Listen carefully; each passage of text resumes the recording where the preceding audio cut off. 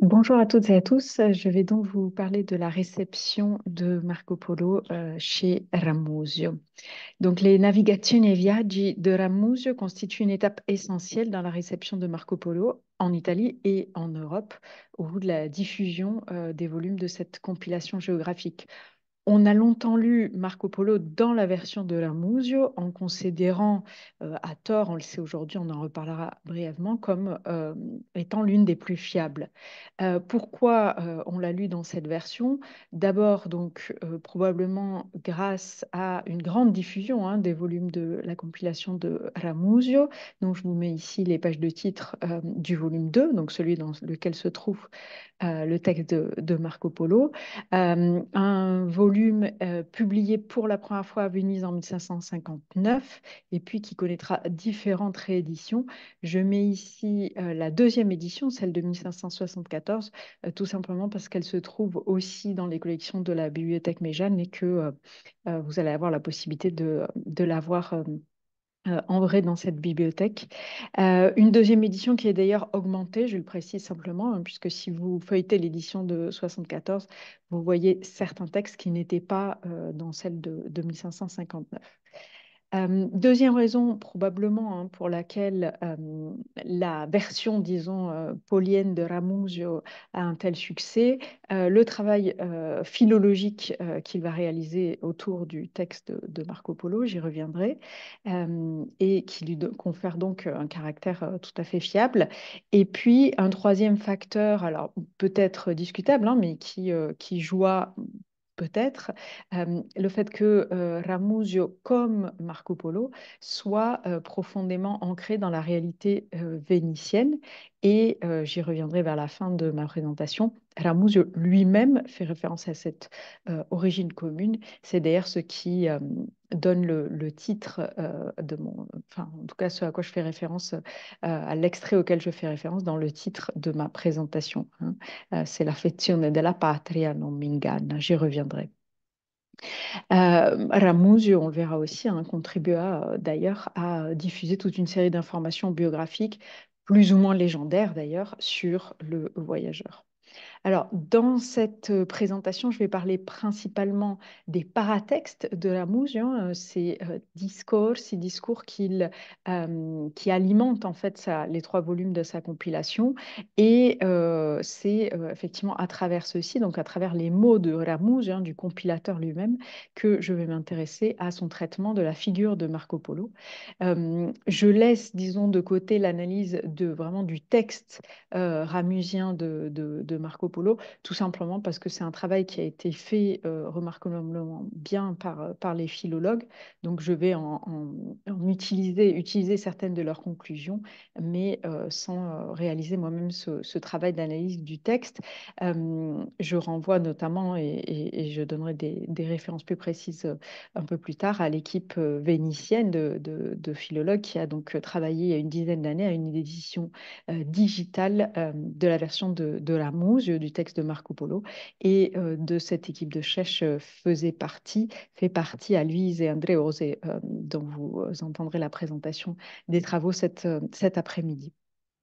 J'ajoute aussi, par rapport à la présentation d'aujourd'hui, que la plupart des conclusions que je partage aujourd'hui sont issues des travaux que j'ai réalisés dans le cadre de mon doctorat et que j'ai consignés dans un ouvrage paru en 2021 chez Droz.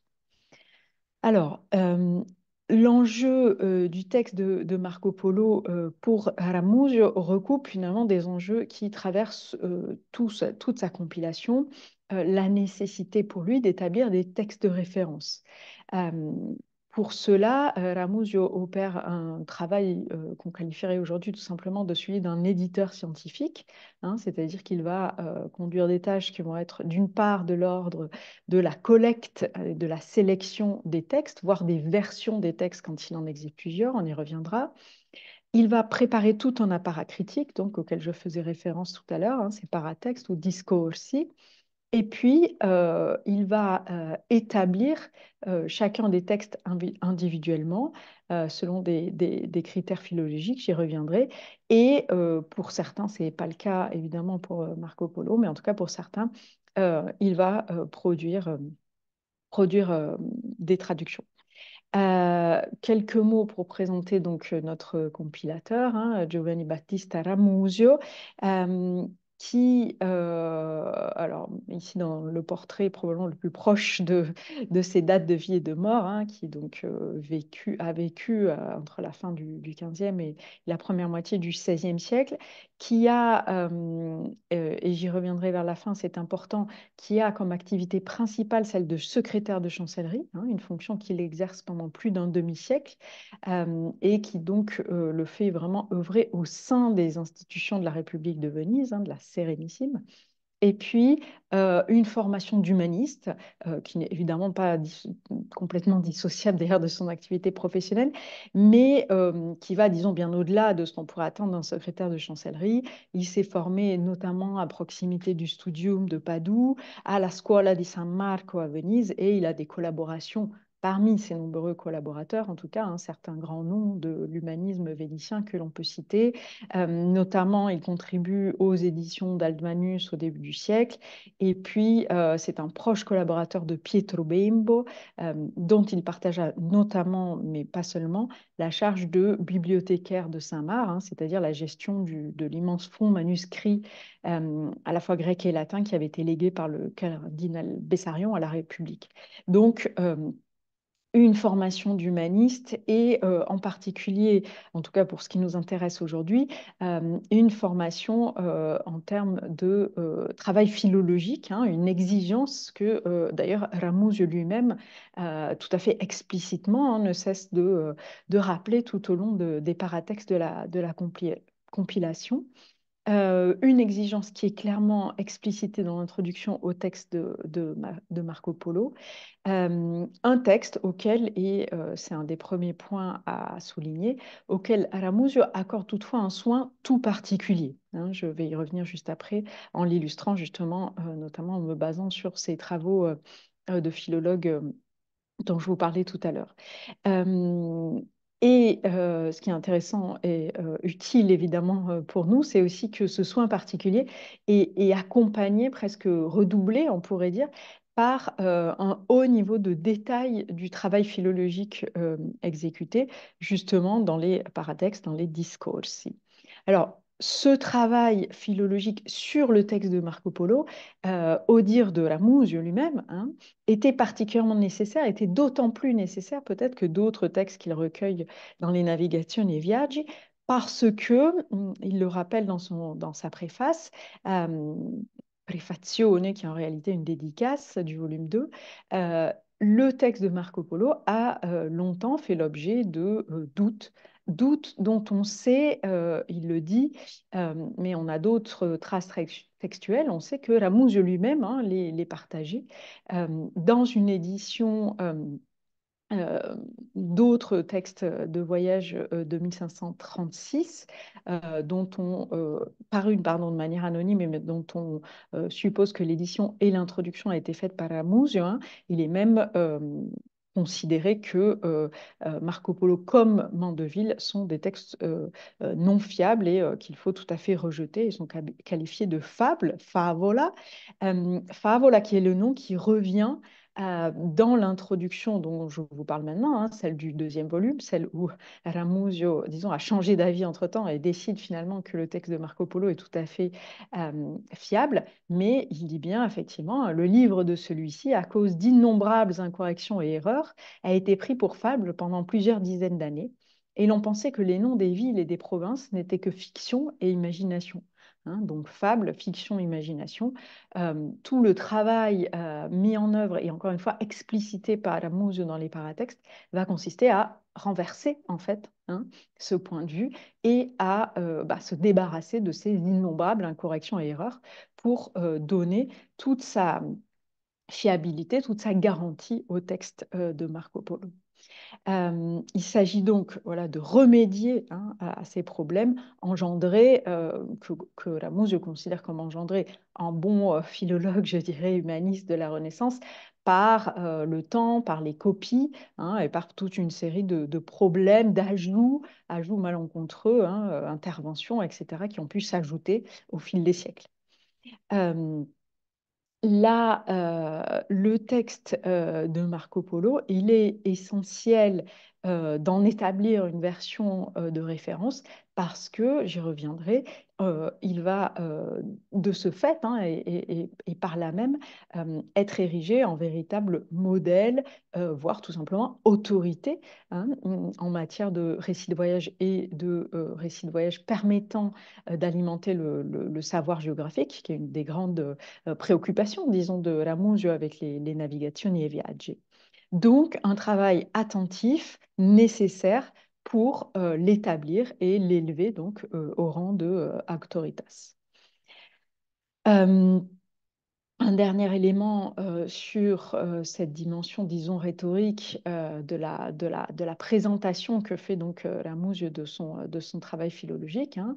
Euh, il parle de manière presque antithétique, hein, par rapport à la citation que je vous présentais juste avant, par rapport à ces infinites correzioni et errori, hein. Il parle ici de une version, un livre, à mon avis, parfaitement correct et bien plus fidèle que celui que l'on a lu jusqu'ici. Donc vraiment, ce renversement pardon, de la réception qui passe par un nettoyage, hein, véritablement de la version livrée.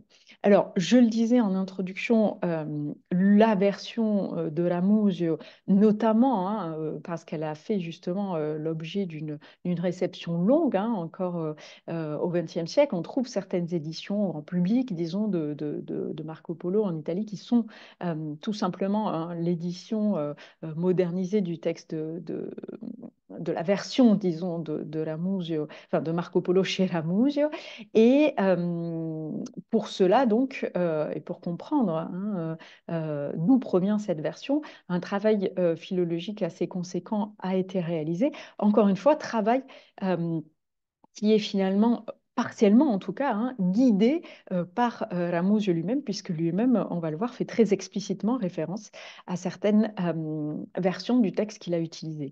Alors, je synthétise, hein, et vraiment synthétiser et le moindre des mots pour un travail d'une telle ampleur, mais je synthétise ici donc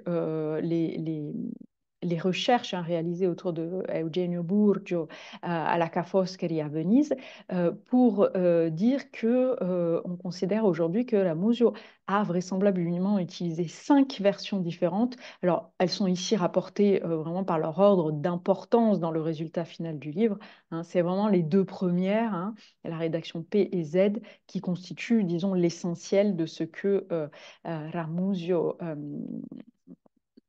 de la matière, disons, hein, de la leçon livrée par Ramusio. À souligner notamment, hein, alors je ne l'ai pas fait systématiquement, mais donc que parfois, encore une fois, il fait explicitement référence à ces versions qu'il a utilisé, hein. Par exemple, c'est le cas de celle du manuscrit qui lui a été prêté par la famille vénitienne des Ghisi, hein. Una copia del qual libro accomodatami da un gentiluomo di questa città da Caghisi. Donc voilà, vraiment, disons, proportionnellement à l'importance qui est attribuée au texte de Marco Polo, l'importance de la description philologique, de la description, excusez-moi, de la méthode, ou en tout cas des sources utilisées pour appliquer cette méthode philologique. Alors, globalement, là aussi, hein, différentes études philologiques portant sur le texte de Marco Polo ou sur d'autres dans les Navigazioni e Viaggi montre que les prétentions, les exigences philologiques de Lamouche sont tout à fait à la hauteur, disons, et conformes en tout cas avec ce qu'on peut attendre, hein, encore une fois, d'un humaniste du XVIe siècle. Euh, Ajoutons toutefois que dans le cas de Marco Polo, l'erreur, si je puis dire, fondamentale de Ramus, c'est qu'il pense que le texte a d'abord été rédigé en latin, hein, et qu'il considère donc que ces deux versions principales qu'il va utiliser sont vraisemblablement les plus proches de celles de l'original, donc encore une fois original qu'il pense être un original latin. La citation est assez longue, mais j'ai identifié deux éléments. D'une part, donc, cette idée que les Génois n'emploieraient pas leur langue vernaculaire à l'écrit, et que donc c'est évident que le texte a été mis par écrit en latin. Bon, par ailleurs, Ramusio pense que c'est un Génois qui a mis par écrit le récit de Marco Polo de son emprisonnement dans la ville de Gênes. Et puis donc, ben, disons, d'une certaine façon, de manière assez logique, hein, cette espèce de filiation directe, selon lui, avec donc cette version latine, hein, dont il dit que la copie de ce livre, hein, donc, à laquelle lui donc, a eu accès, qui est fort antique et qui a été peut-être copiée de l'original, depuis l'original, par la main même de Marco Polo. Donc c'est là évidemment qu'il y a une double erreur, disons, sur l'identification des sources finalement, mais ce qui n'enlèverait ensuite à l'utilisation de ces sources et la méthode tout à fait conforme, disons, qu'il utilise pour établir le texte. Euh, Alors, simplement pour donner un petit point de comparaison, hein, je disais une entreprise philologique particulièrement ambitieuse dans le cadre du texte de Marco Polo, d'après, encore une fois, hein, d'autres études philologiques et d'après ce que Ramusio lui-même nous explicite de son travail, parmi tous les autres textes, hein, il y en a une soixantaine dans les premières éditions hein, des Navigazioni e Viaggi, parmi tous ces autres textes, parmi tous ces autres récits de voyage, euh, ceux qui ont bénéficié d'un travail philologique basé sur plusieurs leçons du texte, généralement, on en est à deux, hein, deux versions différentes que la Museo a fait converger dans son édition. Donc là, on voit que, évidemment, le recours à cinq différentes montre vraiment euh, cette ambition et ce niveau d'exigence. Donc, une attention particulière, un traitement de faveur, on pourrait dire, en matière d'établissement du texte hein, pour le récit de Marco Polo. Traitement de faveur qui se vérifie sous différents angles. Donc, j'ai parlé pour l'instant de l'établissement du texte et de la méthode philologique appliquée, mais on le retrouve aussi, hein, ce traitement de faveur, tout simplement dans l'apparat critique auquel j'ai fait référence et dont j'ai déjà cité des extraits, hein, puisque le texte de Marco Polo est le seul à bénéficier de trois paratextes. Hein, donc, je vous rapporte ici les titres, dans la version, encore une fois, évidemment, de 2559. Alors, trois appareils critiques qui ont, disons, un intérêt et qui sont de nature tout à fait différente, hein, pour en résumer les principaux enjeux. Donc, le premier, alors, qui se présente comme la dédicace du deuxième volume, est en réalité une introduction au récit de Marco Polo. À noter d'ailleurs que dans la dédicace, donc c'est le cas des trois volumes, tous les volumes sont dédiés à ce médecin véronais, hein, Fracastoro, mais les autres dédicaces, par exemple, ne portent pas le titre du récit à propos desquels, enfin, qu'elle commente également. À chaque fois, elle commente le premier des récits du volume, mais c'est le seul à faire figurer déjà dans son titre, par exemple, hein, le nom de Marco Polo. Bon, c'est peut-être un petit peu anecdotique, mais à souligner.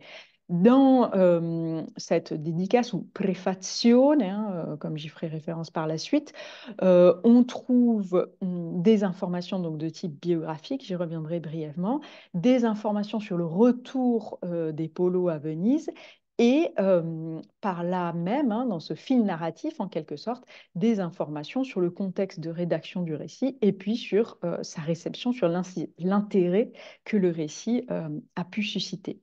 On y trouve aussi une réflexion, une mise en perspective en quelque sorte du récit de Marco Polo vis-à-vis d'autres récits, j'y reviendrai, et notamment vis-à-vis de la figure de Christophe Colomb. Hein, c'est un élément essentiel aussi de ce discours-là.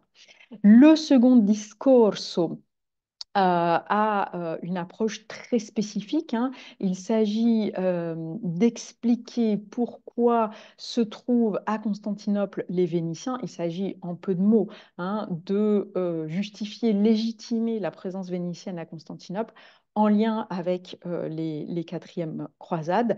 On s'écarte, hein, on prend prétexte là du récit de Marco Polo, hein, sopra queste parole di Messer Marco Polo, mais on s'en écarte complètement pour ce qui relève plutôt d'une chronique de la ville. Et d'ailleurs lui-même, Ramusio, à la fin de l'esposizione, parle d'une longue digression. Hein. Le troisième texte, beaucoup plus révélateur, je dirais, du type de traitement que Ramusio applique au récit qu'il collecte, et encore une fois, cette fois-ci de manière beaucoup plus systématique, c'est le fait de les conférer, de les comparer, de les mettre en rapport avec d'autres informations, informations qui portent ici essentiellement, comme l'indique le titre, sur des lieux, hein, toujours ce souci évidemment, hein, parmi les géographes de la Renaissance et pas seulement, d'identifier les noms de lieux. Les noms de lieux, alors Marco Polo a une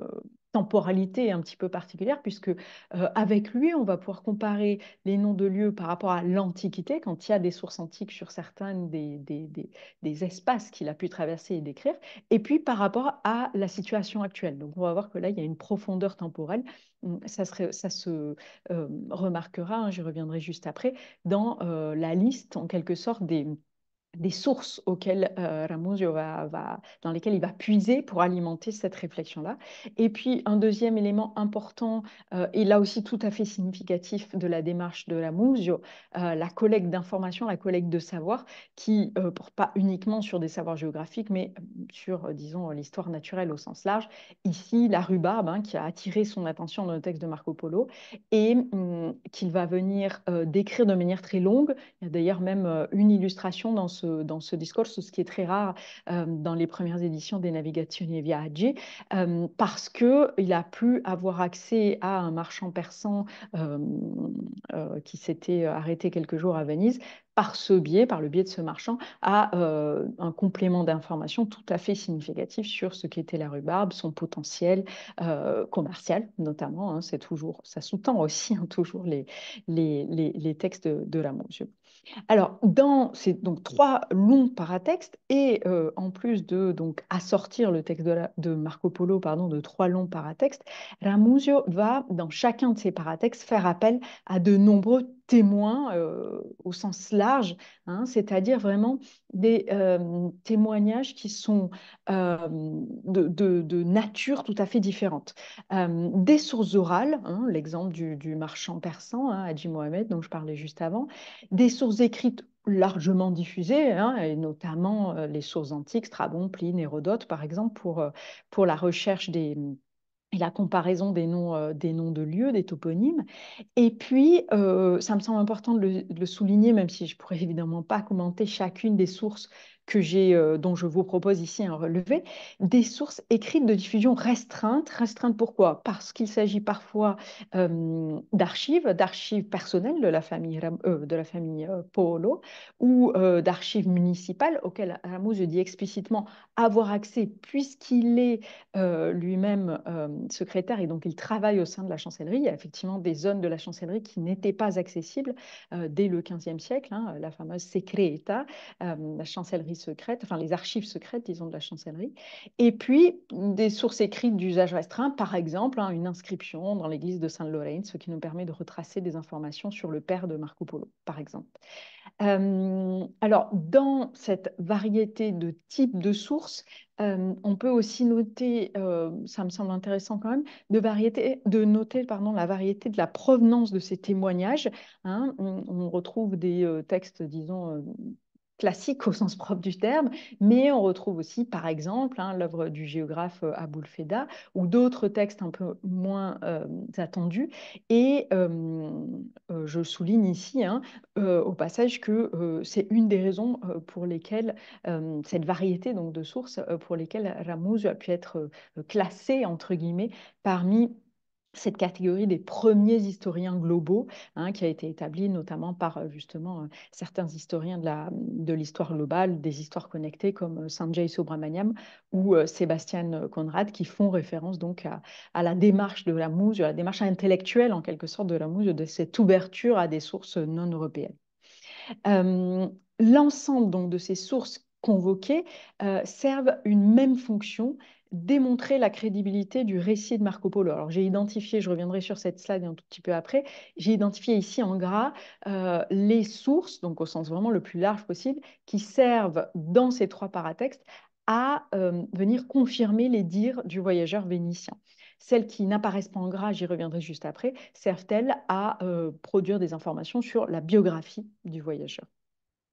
Donc, double entreprise, si je puis dire. D'un côté, démontrer la fiabilité du texte, vraiment de la matière textuelle, et démontrer la fiabilité du contenu, des informations, des données qui sont contenues dans le texte de Marco Polo. On l'érige donc de la sorte vraiment en autorité, en point de référence. Un point de référence qui va se vérifier tout au long de la compilation, pas seulement du volume 2, c'est-à-dire que Marco Polo fait office de référence littéralement, c'est-à-dire qu'on l'utilise comme point de comparaison pour valider ou invalider des informations que l'on va trouver dans d'autres sources, dans d'autres textes. Un dernier élément sur cette constitution, disons, plus épistémologique de la figure de Marco Polo. Marco Polo fait aussi partie de ces figures qui sont un petit peu à mi-chemin entre les anciens et les modernes, de fait, par la temporalité, évidemment. On peut pas, et Ramus, je ne le présente pas du tout comme un de ses contemporains, mais en tout cas, il fait partie de ce renouveau, disons, de la littérature géographique, de la littérature de voyage dans la vision, et je simplifie partiellement en plus ici, de Ramusio, qui sont ces voyageurs qui m'ont apporté une expérience autoptique.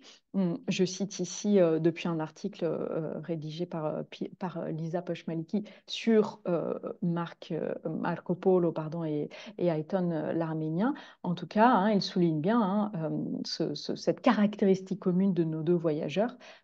Tous deux, ils sont allés en personne, comme nous le lisons dans leurs écrits. Donc vraiment, des voyageurs autoptiques, ce qui renforce dans la logique d'ensemble, en tout cas des Navigazioni Viaggi, ce qui renforce encore davantage la figure de Marco Polo et ce qui en fait encore une fois une sorte de autorité qui, disons, ressemblerait un peu plus davantage à un statut de classique, d'auteur ancien, et le voyageur moderne, le voyageur autoptique qui rapporte sa propre expérience. Alors, je continue pour donner toute une série de citations que je ne vais pas commenter, mais qui visent à illustrer ce que je disais juste avant, c'est-à-dire vraiment le caractère de point de référence que constitue Marco Polo dans le recueil. C'est vraiment dans l'économie du recueil, un, un- un ancrage, disons, auquel on revient systématiquement. On revient, entre guillemets, au sens où même, on va le voir dans les citations que je vais faire un petit peu défiler à l'écran, il est cité aussi dans le premier volume, par exemple, c'est-à-dire avant, en tout cas dans l'ordre de publication, avant celui où apparaît littéralement le texte de Marco Polo.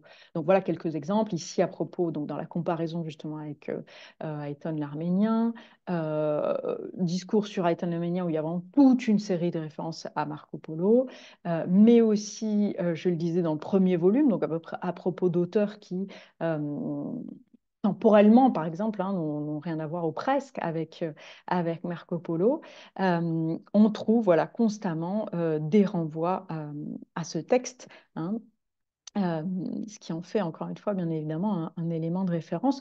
On trouve même l'idée, probablement partiellement contestable, mais malgré tout intéressante, que les Portugais eux-mêmes auraient réalisé leur voyage sur incitation de Marco Polo.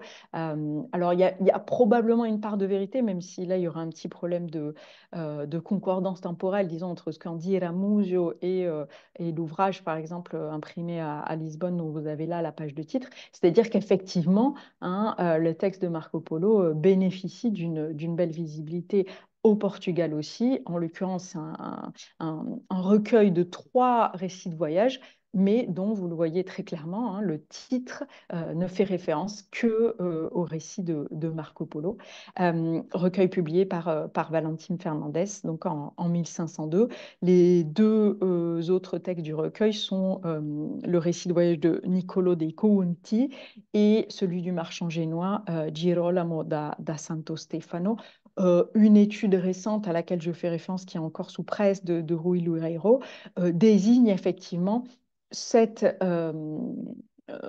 compilation hein, de trois textes donc parus à Lisbonne en 1502 comme un texte à valeur politique qui effectivement aurait eu à la fois l'intention de illustrer les navigations évidemment déjà en cours à ce moment-là pour les Portugais, mais aussi peut-être hein, dans cette hypothèse-là d'inciter à en réaliser d'autres, notamment parce que Valentin Fernandez, dans la préface de son ouvrage, incite les voyageurs à lire ce texte pour éventuellement l'alimenter, voire le corriger quand ils constatent qu'il y a des choses qui ont changé.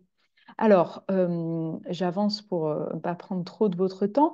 Pour en venir à la dernière partie de mon propos, le Marco Polo vénitien. On ne peut pas ignorer dans tout ça, et c'est une partie de l'objet de mon discours aujourd'hui, que Ramuzio et Marco Polo partagent, alors je ne dirais pas cette origine, parce que Ramuzio n'est pas à strictement parler vénitien, mais il est profondément ancré dans la réalité vénitienne, et ils partagent donc cette caractéristique. Effectivement, je l'ai dit tout à l'heure, ne serait-ce que pour établir dans cette partie initiale, dans la préfazione, une biographie de Marco Polo, Ramuzio a accès à toute une série, vraiment un réseau vénitien, à la fois des récits oraux, les livres de chancellerie, probablement des sources notariales, des inscriptions dans la ville. Voilà, c'est vraiment une sorte de mobilisation chorale, presque, je pourrais dire, pour établir la biographie de Marco Polo, excusez-moi, par Ramuzio. Je rappelle simplement pour l'anecdote, en quelque sorte, hein, que l'on trouve chez Ramuzio, notamment, cette idée du Marco Polo qui revient et qui n'est pas reconnu par les siens. Ce qui est tout à fait intéressant, c'est que c'est une légende hein, qu'on trouve encore aujourd'hui, évidemment, cette année. Nombre de biographies et autres sur Marco Polo ont été publiées en Italie. Et en feuilletant certaines, j'ai vu que c'était encore quelque chose qu'on transmettait comme une sorte de quasi-vérité. Donc, comme quoi le texte de Ramuz est encore lu, parfois sans le regard critique nécessaire. En tout cas, que fait Ramuzio, notamment avec toute cette partie biographique, hein, assez longue, assez conséquente.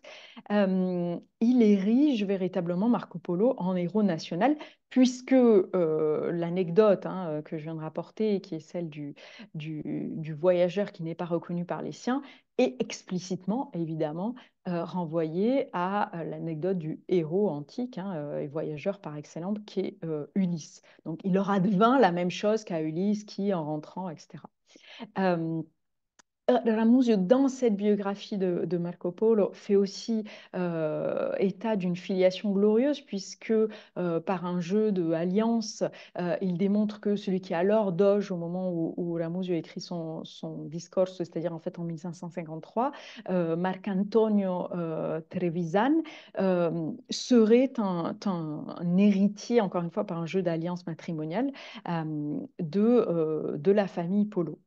Euh, mais surtout, hein, ce qu'il est important de souligner par rapport au traitement de la figure vénitienne de Marco Polo dans cette prefazione, je passe un tout petit peu ici, c'est le long éloge établi par Ramuzio.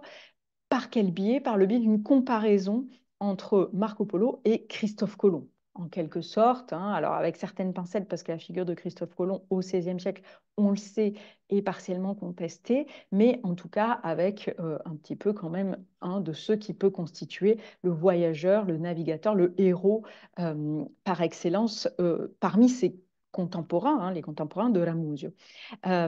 Or, que nous dit Ramuzio? Il nous dit, voilà, si on compare les deux figures, finalement, moi, je considère que celle de Marco Polo est plus impressionnante hein, dans cette comparaison où Marco Polo ressort victorieux.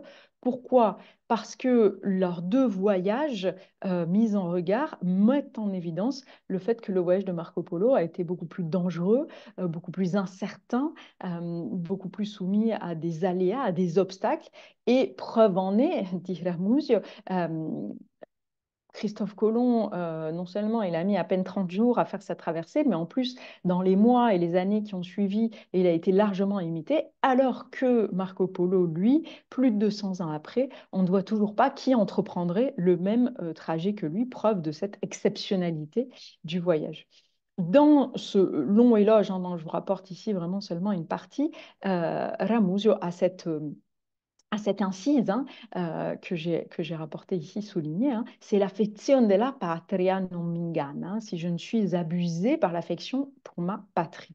Et là, il nous livre, hein, de manière presque par une sorte de prétérition finalement, hein, avec cette précaution oratoire extrême, il nous livre évidemment, à mon avis, une clé de lecture de la figure de Marco Polo dans le recueil Malgré tout, c'est-à-dire que cette vénétianité, hein, du voyageur compte. Hein, elle compte dans tout ce que je vous ai dit précédemment sur ce traitement de faveur, ce traitement spécifique. On ne peut pas la réduire à cela, hein, je vais essayer de le démontrer, j'y reviendrai dans la conclusion d'ici quelques minutes, mais elle compte.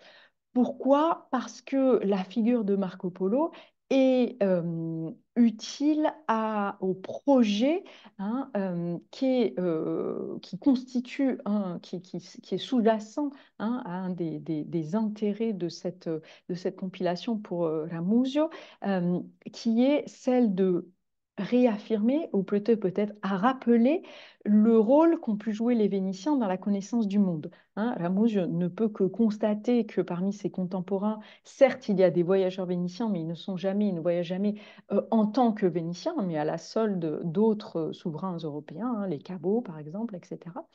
Euh, mais c'est là mon hypothèse de lecture des navigazioni en général, hein, par cette compilation, il rappelle, il donne des informations les plus fiables possibles, des informations vérifiées, des textes contrôlés, mais il rappelle aussi à ses contemporains, en l'occurrence à ses lecteurs vénitiens et plus spécifiquement aux patriciens, à ceux qui ont le pouvoir économique et politique, hein, que eux-mêmes ont eu un rôle dans le passé. Et il y a clairement un espoir, hein, qui est celui d'une possible reprise de ces explorations par terre ou par mer, hein, par les Vénitiens. Alors, en conclusion, hein, est-ce qu'il faut pour autant réduire, disons, ce rôle tutélaire de Marco Polo à un simple message politique à destination des Vénitiens? Non, d'une part parce que je pense que cette ambition de la Muse n'est pas incompatible avec tout ce que je vous ai dit précédemment, une ambition qui est aussi épistémologique, philologique, hein, qui est aussi celle qui parcourt les Navigazioni Viaggi, hein, l'établissement vraiment de textes de référence et d'un savoir géographique de référence, mais malgré tout, c'est une des lectures, et je dirais même vraisemblablement à Venise, c'est sur le long terme la lecture qui va gagner. C'est-à-dire finalement faire de ce volume paulien, en quelque sorte, un volume consacré à la célébration de la grandeur passée et révolue, je dirais même, hein, de Venise. On le voit dans un dernier élément externe au volume, mais qui me semble particulièrement illustrant de ce point de vue-là, c'est le cycle cartographique du Palais des Doges. Alors, quelques éléments, quelques coordonnées pour comprendre cet exemple qui sera le dernier. Donc, à l'époque de la Muse et sous impulsion, vraiment, ou en tout cas sous collaboration étroite avec Ramusio, et établit un cycle de cartes géographiques dans la Sala dello Scudo, qui est, et c'est évidemment pas secondaire, pas anecdotique, qui est la salle où l'on reçoit les ambassadeurs étrangers dans le palais des Doges. Donc dans cette Sala dello Scudo, on va faire réaliser plusieurs cartes géographiques par un cartographe, Giacomo Gastaldi, proche collaborateur de Ramusio. Et c'est très clair, dans le contrat passé avec Gastaldi, on lui demande une qualité esthétique, hein, à l'image et à la hauteur de l'importance de la salle pour laquelle ces cartes sont destinées, mais aussi une précision scientifique. Hein, et on lui fournit une liste de textes d'où il doit tirer ses données. Ces textes sont, à peu de choses près, hein, le sommaire des Navigazioni e Viaggi. Donc Gastaldi réalise ces cartes au XVIe siècle, donc des cartes qui ont vraiment pour but de démontrer la capacité de Venise, alors non pas à explorer le monde, hein, mais en tout cas à le connaître, c'est-à-dire à vraiment collecter les informations, en l'occurrence les plus récentes possibles, donc euh, avec des textes qui vont vraiment jusqu'aux années 30, 40, 50 du XVIe siècle. Ces mêmes cartes sont refaites pour différentes raisons, probablement certainement simplement parce qu'elles se sont particulièrement dégradées au fil des siècles. Elles sont refaites dans la deuxième moitié du XVIIIe siècle par un certain Francesco Grisellini. Et là, c'est évidemment la version que vous avez sous les yeux, hein, puisqu'il s'agit d'une photo de ces cartes que l'on peut voir encore aujourd'hui dans la Sala dello Scudo au Palais des Doges. Lorsqu'elles sont refaites, on va un petit peu en cristalliser ou plutôt en dévier, selon moi, hein, l'intérêt premier, c'est-à-dire qu'on va en faire vraiment littéralement une célébration des voyageurs vénitiens. Et j'ai sélectionné évidemment la partie dédiée à la Chine pour vous montrer de manière très partielle, hein, cette célébration de Marco Polo, qui apparaît à la fois sous une version un petit peu résumée de son parcours et de celui de son père et de son oncle dans le cartel. Et puis, j'ai fait un zoom, mais il y en aurait beaucoup. En fait, on va tracer le récit de Marco Polo avec un petit peu ses hauts faits, entre guillemets, sur la carte, sur l'espace chinois. Donc, disons, voilà, hein, dans un saut un petit peu euh, chronologique, hein, le moment vénitien de la réception de Marco Polo, qui est réactivé comme ça au XVIe siècle par Ramusio dans un programme et un projet qui, encore une fois, lie de manière tout à fait compatible des ambitions, disons, scientifiques, hein, tout simplement, et des ambitions politiques et commerciales. Il me semble que ce moment vénitien de la réception de Marco Polo, à travers cette réception ultérieure et ce remaniement des cartes du Palais des Doges se réduit un petit peu, hein, à une célébration des explorations de la grandeur passée de Venise, une célébration qui, de fait, à ce moment-là, selon moi, n'est plus qu'une célébration stérile finalement, hein, qui n'a pas de valeur à se projeter vers le futur. Voilà, je vous remercie pour votre attention.